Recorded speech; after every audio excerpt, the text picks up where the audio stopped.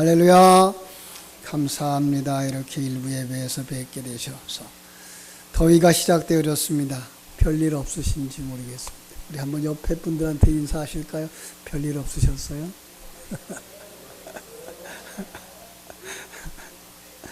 별일이 없는 게 좋을까요? 있는 게 좋을까요? 없는 게 좋을까요? 없으면, 별일이 없으면 하나님의 은혜를 체험할 수 있는 기회도 없어요. 별일이 있으면 그 별일 속에서 사실은 하나님의 일하심을 체험하게 될 수 있어요.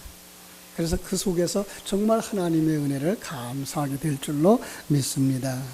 여러분 옛날 얘기 좋아하십니까? 참 우리 어린 시절만 해도 옛날 얘기 좋아했죠, 그죠? 텔레비전도 없고 라디오도 없고 가끔 이제 라디오는 있었죠. 라디오에서도 이 연속극이 있었어요. 연속극에서 이렇게 대화들을 통해 가지고, 그죠? 그런가 하면 동네 사랑방에서 어른들의 옛날 이야기, 때로는 일본에 징용 갔던 이야기, 또 6.25에 참전했던 이야기, 또 옛날 얘기 속에는 교훈들을 담아서 우리에게 주셨죠. 오늘도 저도 한번 옛날 얘기로 설교를 시작할까 그럽니다. 옛날에 호랭이 담배 피던 시절 짐승과 사람이 이야기하던 시절 깊은 산속에, 그 산속에 지배하는 호랑이가 살고 있었어요. 누구도 그 앞에서 길을 펼 수 없을 만큼 위험 있는 존재였죠. 그런데 그가 짐승인지라 어느 날 깊은 웅덩이에 푹 빠져버렸어요. 엉엉 소리 지르면서 울죠. 지나가던 한 사람이 이 초랭한 울음소리를 듣고서는 불쌍한 마음이 생겨서 거기다 커다란 나무를 내려 던져주었어요. 호랑이가 어떻게 됐을까요? 나무 위로 올라왔죠. 그런데 웅덩이에서 나온 호랑이가 입맛을 쩍쩍 다셔요. 배고파서 견딜 수 없다는 거예요. 당신 잡아먹어야 되겠다는 거예요. 기가 막힌 사람, 야, 내가 너 살려줬는데 넌 나를 살려준 나를 잡아먹겠다고 설득을 하는 거예요. 호랑이는 그건 지나간 일이고 난 지금 배가 고프니까 너를 잡아먹어야 된대. 다급해진 이 사람이, 야, 그러면 좀 다른 이들에게 물어보자. 그리고 이제 나무를 찾아갔어요. 나무를 찾아가서 전후 사정을 다 이야기했더니 그 이야기를 들은 나무가 뭐라고 대답했을까요? 잡아먹어야 된대요. 이야, 우리 권사님 이야기를 아는 것 같아. 그 이유는 간단해요. 사람들이 걸핏하면 나무를 찍어다가 자르고 불에 던지고, 그래서 나라도 사람 편에 들 수가 없다는 거예요. 산속에 있는 짐승이 그 나무라서 그랬을까? 그래서 이번에는 사람들과 가까이에 있는 짐승한테를 찾아갔어요. 소한테 물어봤어요. 소한테다가 얘기를 하면서 이 상황이 어떻게 됐습니까? 어떻게 하면 좋겠느냐라고 얘기를 했더니 잡아먹는 게 좋겠대요. 왜? 이유는 간단해요. 사람들이 소를 키워가지고 말해요. 그저 짐도 나르고 또 쟁기를 메어서 밭도 갈게 하고 나중에는 어디로 보내요? 도살장으로 보내서 잡아먹어요. 잡아먹는 게 그것도 그냥 살은 살대로, 가죽은 가죽대로, 꼬리는 꼬리대로, 뼈는 뼈대로. 마침 그때 토끼가 지나가고 있어요. 토끼가 산에서도 살고 집에서도 사니까 좀 공평할 거라고 생각해서 토끼에게 물어봤어요. 그랬더니 토끼가 말만 들어서는 잘 모르겠다고. 그 상황을 다시 한번 재현해 보자고. 그래서 호랑이가 어디로 가요? 웅덩이 속으로 다시 들어갔어요. 사람은 길을 가다가 웅덩이 가에 섰어요.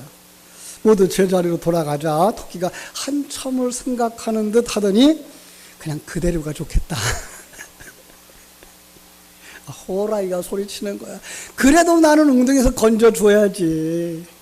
그것을 내려다보는 사람 역시 호랑이에게 침을 뱉고서 그냥 그 길을 가버렸어. 배은망덕한 놈 그러고서. 여기 무슨 교훈이 들어있죠? 은혜를 배신하고 감사할 줄 모르는 자는, 그죠? 호랑이처럼 다시 곤경에 빠지게 된다. 신앙적인 언어로 말하자면 은혜를 감사할 줄 모르는 자는 어디에 들어간다? 지옥에 들어간다. 그러니까 천국 가는 사람의 제일 특징은 뭐예요? 은혜에 감사할 줄 아는 자가 되는 거다. 그래서 오늘 말씀 제목을 감사하는 자가 되자 이렇게 말씀을 드렸어요. 많은 사람들이 이 호랑이처럼 은혜를 잊어버려요. 감사할 줄 모르고요. 배신하기를 잘해요. 배반하기를 잘해요. 우리는 구약 성경을 읽으면서 성경에 나오는 이스라엘 백성들이 하나님께 은혜를 감사하고 찬양해야 할 즈음에 불평하고 원망하는 모습을 보게 될 때 참 마음이 아픕니다. 어쩌면 저럴 수가 있을까? 하나님은 그걸 거울로 비춰서 누구의 모습을 보여주고 계셔요? 내 모습 보여주고 계셔요. 아, 사람들이 왜 은혜를 잃어버릴까? 왜 감사할 줄을 모를까? 지금 우리네 삶은요, 어떻습니까? 감사가 많을까요? 불평이 많을까요? 우리 권사님들은 감사가 많으세요? 불평이 더 많으세요? 감사가 더 많죠? 예, 감사합니다. 지금 우리가 사는 이 시대는 얼마나 풍요한지 몰라요. 과거에 비하면 정말 풍요로워요. 거리마다 자동차들이 차고 넘쳐요. 날마다 기름진 음식을 먹으면서 남아도는 음식, 그 쓰레기를 처리하는 게 고민이 되는 세상이 됐어요. 반세기 전, 50년 전만 해도 어땠어요? 정말 우리는 배고픈 삶을 살았어요. 거기에 비하면 지금 우리는 얼마나 부유하고, 그죠? 누리는 것이 얼마나 많은데, 그걸 감사하지 못하고 살아가요. 지금도 어른들은 기억할 겁니다. 보릿고개, 그죠? 청소년들은 생소하게 들릴지 모르는 이 보릿고개, 그죠? 대부분 농민들이 가을에 추수해서 거둔 곡식은요, 소장료다, 빚이다, 이자다, 세금이다 다 나오고 나면 남는 게 별로 없어요. 겨울 지나고 봄 되면 뭐예요? 양식이 벌써 다 떨어지는 거예요. 그러니까 보리를 거두어서 보리라도 곱살만 먹을 시대가 오기까지는 이 배고픔을 이길 수가 없는 거예요. 그래서 뭐 한다고요?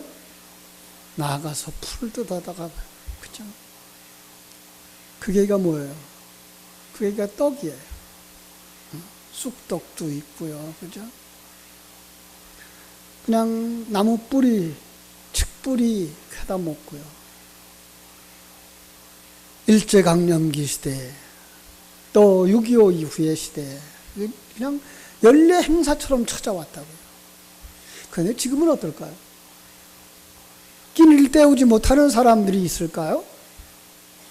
감자로 끼니를 때우는 사람들이 있거나, 쑥을 뜯다가 곡식과 함께 짓져서 떡 익혀 먹으면서 배를 채우는 사람이 있을까요? 아마 그런 사람들은 오히려 너무나 잘 먹어서 이제는 그걸 건강식품이라고 이렇게 해서 먹고는 있을지 모르지만, 그것으로 허기진 배를 채우기 위해서 먹는 사람들은 없을 거예요. 그런데도 불구하고 우리는 감사할 줄 모르는 현실 속에 살아가고 있습니다. 다음 주일을 우리는 맥주 감사주일로 지키려고 하는데요. 하나님은 이 인간의 본성을 너무나 잘 아시기 때문에 인간들에게 세 절기를 주셨죠. 유월절 주시고, 맥주절 주시고, 그리고 이제 수장절을 주시고, 그 절기를 생각하면서 뭐 하라고요? 감사하라고. 그죠? 물론 그 속에는 구원의 깊은 진리가 담겨져 있습니다만은, 정말 하나님의 은혜를 생각하는 사람들은요, 그 구원의 은혜만 감격하는 것이 아니라 범사에 감사하게 된다는 거예요. 우리가 익히 잘 알고 기억하는 사랑의 원자탕이라고 기억되어지는 손양원 목사님, 그분이 여순반란 사건 때 사랑하는 두 아들을 공산당 폭도들에게 잃게 됩니다. 어렵사리 그 두 아들의 시신을 수습하고 장례를 하게 되는데, 그 식순을 따라서 마지막 답사하는 시간, 하얀 두루마리를 입은 손양원 목사님 이렇게 말씀하십니다. 여러분, 어찌 긴 말에 답사를 드리겠습니까? 내가 아들들의 순교를 접하고 느낀 몇 가지 은혜로운 감사의 조건을 이야기함으로써 답사를 대신할까 합니다. 첫째는 나 같은 죄인의 혈통에서 순교의 자식이 나오게 하셨으니 하나님께 감사합니다. 허다한 많은 성도들 중에서 이런 보배들을 내게 맡겨주셨는지 그 점 또한 감사합니다. 셋째는 삼남 삼녀 중에 가장 아름다운 두 아들 장자와 차자를 바치게 된 것을 나의 하나님 앞에 감사드립니다. 넷째, 한 아들의 순교도 귀하거늘 하물며 두 아들의 순교라니 얼마나 감사합니까? 다섯째로 예수 믿다가 죽는 것도 큰 복이라 하거늘 하물며 순교라니요 감사합니다. 여섯 번째, 미국 유학 가려고 준비하던 내 아들 미국보다 더 좋은 천국 갔으니 내 마음 안심되어 하나님께 감사합니다. 일곱 번째, 나의 사랑하는 두 아들 총살한 원수를 회개시켜 내 아들을 삼고자 하는 사랑의 마음 주신 하나님께 감사합니다. 여덟 번째, 내 두 아들로 말미암아 수많은 천국의 아들들이 생길 것이 믿어지니 우리 하나님께 감사합니다. 아홉 번째, 이 같은 역경 중에서 이상 8가지 진리와 하나님의 사랑을 찾는 기쁜 마음, 여유 있는 믿음을 내게 주신 하나님께 감사하고요. 끝으로 나에게 분수에 넘치는 과분한 큰 복을 주신 하나님께 모든 영광을 돌립니다. 이렇게 말했습니다. 어떻습니까? 손양은 목사님의 감사 제목을 들으시면서 어떤 생각을 하셨습니까? 세상 사람들이 볼 땐 도대체 감사할 게 없는, 감사할 게 아무것도 없는데 그런 상황 속에서 감사할 수 있는 이유를 찾아내고 진심으로 감사하는 그 사람이 누구예요? 바로 성도입니다. 그래서 그런 그 모습을 보고 저 사람 우리와 달라, 무엇이지? 무엇 때문이지? 하며 의구심을 갖게 할 정도로 삶의 여유를, 감사를 보여준 것이 우리 믿음의 선배들이었습니다. 하지만 현대에 와서 성도들이 이런 감사를 잃어버리고 말았습니다. 너무나 하나님의 일하심을 망각하고 나중심의 생각, 이기적인 마음, 그래서 감사 불감증에 걸려버린 시대가 되지 않았나라는 생각을 하게 됩니다. 오늘 본문은 우리에게 이 사실을 생각나게 합니다. 예수님께서 예루살렘으로 가시는 길에 문둥병자 10명을 만나게 됩니다. 그들이 예수님을 보자 멀리서부터 큰 소리로 외쳤습니다. 예수님, 우리를 불쌍히 여겨주세요. 우리를 긍휼히 여겨주세요. 우리 병을 고쳐주세요. 예수님은 문둥병자들의 이 부르짖음에 모른 체 하지 아니하시고 발걸음을 멈추고서 말씀하셨습니다. 여러분, 가십시오. 제사장에게 가서 몸을 보이십시오. 문둥병자들은 예수님의 이야기를 듣고 제사장의 집으로 자신들의 몸을 보이기 위해서 걸어갑니다. 근데 얼마 가지 않아서 가는 도중에 자신들의 몸이 나은 것을 발견하게 됩니다.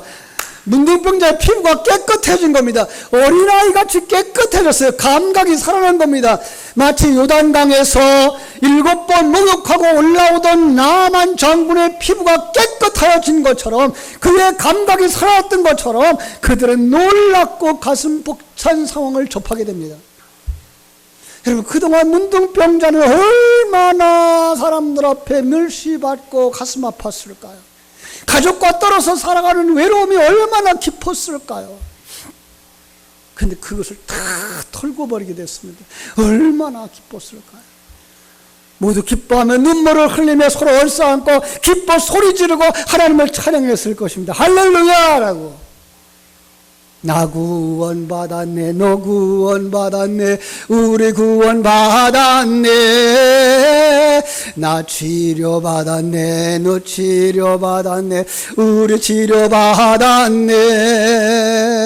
주 말씀하시길 쇠사슬 끊겼네. 우리 자유 얻었네. 할렐루야. 나 자유 얻었네. 너 자유 얻었네. 우리 자유 얻었네. 그런데 이 놀라운 기적을 경험한 이들은요, 기뻐하며 찬양하던 중에 이 은혜가 어디서 왔는지 잊어버리고 말았습니다.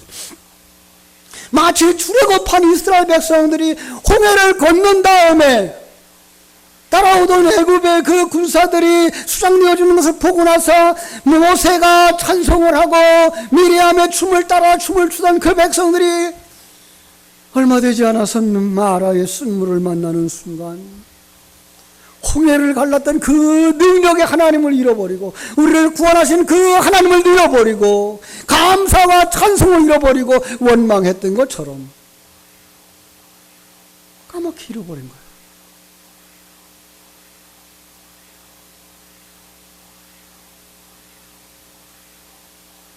감사를 잃어버린 거예요.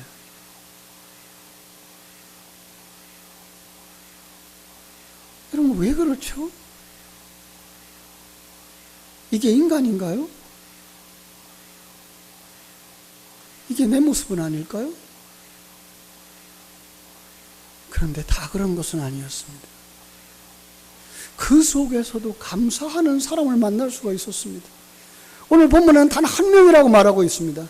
이 사람은 이 은혜가, 이 능력이 바로 방금 전에 내가 만났던 예수님을 통해서 흘러나왔음을 믿었습니다. 그래서 그는 가족들에게 이 기쁜 소식을 전하고 싶은 마음을 뒤로하고 제사장들에게 가서 자신의 몸이 나았음을 증명하기보다는 먼저 예수님께 달려가는 겁니다. 그에게 감사를 표하는 것입니다. 그분께 엎드려서 감사하며 모든 영광을 하나님께 돌렸습니다. 할렐루야. 여러분, 바로 그 한 사람, 이 시간 예배하는 여러분들이 그 한 사람이 되어지기를 주님의 이름으로 축원합니다. 그런데 공교롭게도 이 사람은 사마리아 사람이었습니다. 평소 사마리아 사람이라는 이유 때문에, 문둥병자라는 이유 때문에 그가 받은 멸시와 천대는 우리가 생각하는 것 그 이상으로 고통스러웠을 것입니다. 그런데 오늘 예수님을 만나고 그분의 능력으로 치유를 경험하고 그가 너무나 기뻤습니다. 그동안 가족들에게 전염될지도 몰라서 가족과도 담을 쌓고 살아온 수많은 세월들이었는데 이제 예수님의 은혜로 고침을 받았으니 행복하고 감사했던 겁니다. 그래서 그는 가장 먼저 예수님께로 달려갔던 것입니다. 예수님은 그 감사하는 사마리아 사람에게 물었습니다. 10사람이 다 깨끗함을 받은 것이 아니더냐? 나머지 9은 어디 있느냐?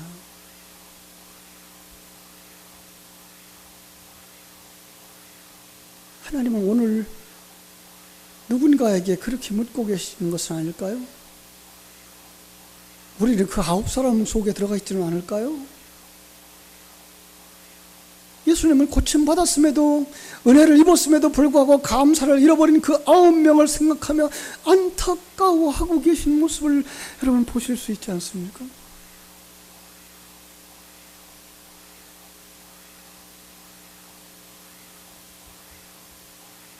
그리고 그 한 사람에게 우리 주님께서 이렇게 말씀하십니다. 일어나라, 가거라. 네 믿음이 너를 구원하였느니라. 아멘. 여러분, 이 땅의 문제가 해결되는 정도가 아닙니다. 이 땅에서의 질병이 치료되는 정도가 아닙니다. 영원한 하나님의 나라에서 지옥의 형벌을 벗어나 하나님과 함께 영생 복락을 누리는 축복이 그에게 주어진 줄로 믿습니다. 감사할 줄 아는 그 사람은 영생 복락을 누리는 사람이었습니다.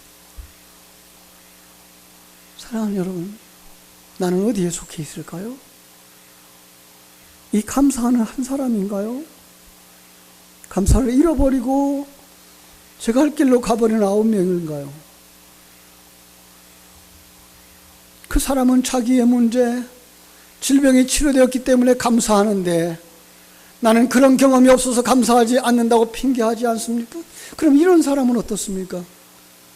다니엘, 느부갓네살이 남쪽 유다를 공격하고 포로를 잡아갑니다. 포로를 잡아가는 중에 왕족도 있었고 귀족도 있었고 그들의 자제들도 있었습니다. 그 중에 한 사람이 다니엘이었습니다. 느부갓네살 왕은 그 유대인들을 관리하는 관리자로 세우기 위해서 몇 사람을 선택했는데 그 중에 한 사람이 다니엘이었습니다. 그렇지만 그는 포로입니다. 우상 숭배하는 나라 속에서 그들의 지도자가 되어진다는 사실은 정말로 수치스러운 일일 수도 있었습니다.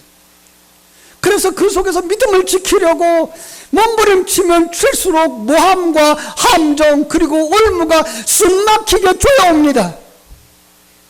마지막에는 어떤 신에게 절하든지 기도하든지 하면 그를 사자굴에 던져넣기로 법으로 정해졌는데 다니엘서 6장 10절은 말합니다. 다니엘이 이 조소의 왕의 도장이 찍힌 것을 알고도 자기 집에 돌아가서는 윗방에 올라가 예루살렘으로 향한 창문을 열고 전과 같이 하루 3번씩 무릎을 꿇고 기도하며 그의 하나님 앞에 감사하였더라. 뭐 했다고요? 감사했더라. 여러분, 노예입니다. 포로입니다. 우상숭배하는 곳에서 그들과 같이 어울려 살아야 되는 이 상황 속에서 그에게 감사의 조건이 무엇이었을까요? 성경은 기록하지 않습니다. 그런데 감사의 결과는 기록하고 있습니다. 다니엘서 6장 26절로 27절을 보면 이렇게 말합니다. 내가 이제 조서를 내리노라. 내 나라 관할 아래에 있는 사람들은 다 다니엘의 하나님 앞에서 떨며 두려워할지어다. 그는 살아계시는 하나님이시요 영원히 변하지 않으실 이시며 그의 나라는 멸망하지 아니할 것이요 그의 권세는 무궁할 것이며 그는 구원도 하시며 건져내시기도 하시며 하늘에서든지 땅에서든지 이적과 기사를 행하시는 일시로 다니엘을 구원하여 사자 입에서 벗어나게 하셨습니다 하였더라. 누가 한 말이라고요? 그 나라의 왕 느부갓네살의 고백입니다. 예, 감사하며 살아갈 그 사람을 통하여 하나님은 자신의 구원을 완성시킬 뿐만 아니라 다른 사람에게도 영향을 끼쳐 그에게도 구원에 이르게 하시고 그에게도 신앙 고백을 하게 하시는 아름다운 열매를 맺게 된 줄로 믿습니다. 사랑하는 여러분, 그 감사하는 사람은 세상의 빛과 소금의 역할을 감당하는 것이요 거기에는 아름다운 열매가 맺혀지는 줄로 믿습니다. 여러분, 우리의 심령 속에서부터 하나님의 생명을 가진 자답게 감사의 싹이 돋아나고 자라나고 열매 맺게 되기를 주님의 이름으로 축원합니다. 그렇습니다. 다른 사람은 불평하고 원망한다고 하더라도 우리들만큼은 감사하는 사람들이 되어야 할 것입니다. 왜 그럴까요? 우리는 구원받은 하나님의 자녀이기 때문에 그렇습니다. 사람들은 보지 못합니다. 사람들은 듣지 못합니다. 사람들은 느끼지 못합니다. 그러나 거듭난 하나님의 자녀들은 보고 듣고 느끼고 소망하는 사람인 줄로 믿습니다. 하나님을 보는 것입니다. 천국을 보는 것입니다. 임만을 느끼는 것입니다. 그리고 완성의 날을 바라보며 소망하며 달려가는 것입니다. 하나님의 일하심을 알고 느끼고 완성을 소망하는 것입니다. 그렇습니다. 하나님은 이 땅에서 우리를 온전한 하나님의 아들로 만드시는 수많은 일을 하심을 우리는 아는 사람들입니다. 그가 성도입니다. 그리고 사건과 환경을 통해서 느낍니다. 여러분, 지나가는 한 주간 동안, 아니 여러분의 일생 동안 하나님이 여러분을 만지고 재창조하고 다듬고 계신 것을 느끼셨습니까? 그래서 나는 이제 완성되어지는 그날에 돌아온 탕자에게 깨끗하게 씻겨주시고 옷을 입혀주시고 가락지를 끼워주시고 신발을 시켜주시는 그 탕자의 아버지처럼 우리를 아들로 완성시켜 주실 그 하나님을 바라다보고 고멜과 같이 자기만을 사랑하고 세상 속에 살아가던 그 여인 같은 여인을 값주고 사서 의의 세마포옷을 입혀서 신부로 맞이해 주셨던 우리 하나님께서 우리를 그렇게 신부로 단장시켜 주실 것을 바라다보면서 우리는 그 완성의 때를 소망하는 사람들이 되는 줄로 믿습니다. 그래서 예수의 사람들은 범사에 감사하는 자가 되는 줄로 믿습니다. 바울 사도는 이렇게 말합니다. 항상 기뻐하라고, 범사에 감사하라고. 바울을 통해서 우리에게 주신 그 말씀 깨달아 알게 되는 것입니다. 사랑하는 여러분 일생토록 하나님이 함께 하심을 믿으십니까? 여러분을 인도하시고 지키시고 보호하심을 믿습니까? 여러분을 재창조해서 정말로 하나님의 아들답고 그리스도의 신부답고 성령님 거하시는 성전으로 만들어 주실 것을 믿습니까? 그렇다면 우리가 처한 이 환경, 나에게 주신 가장 좋은 환경인 줄을 알게 될 것이고 그 속에서 뭐 해야 될까요? 감사하는 자가 되셔야 할 줄로 믿습니다. 자, 한번 눈을 감아 보시겠습니다. 묵상하십시다. 하나님의 안목으로 감사의 조건들을 찾아주시기 바랍니다. 금년 한 해토록 하나님이 내게 주신 많은 감사의 조건들, 그 중에서 5가지만 여러분 기억하시기 바랍니다. 그리고 하나하나 노트에 기록해 보시기 바랍니다. 그리고 정말 하나님 앞에 두 손 들고 하나님 감사합니다 고백하고 하나님께 감사를 표하는 복된 성도들 되시기를 축원합니다. 아버지, 우리 하나님 크신 은혜와 사랑을 감사하옵고 감사합니다.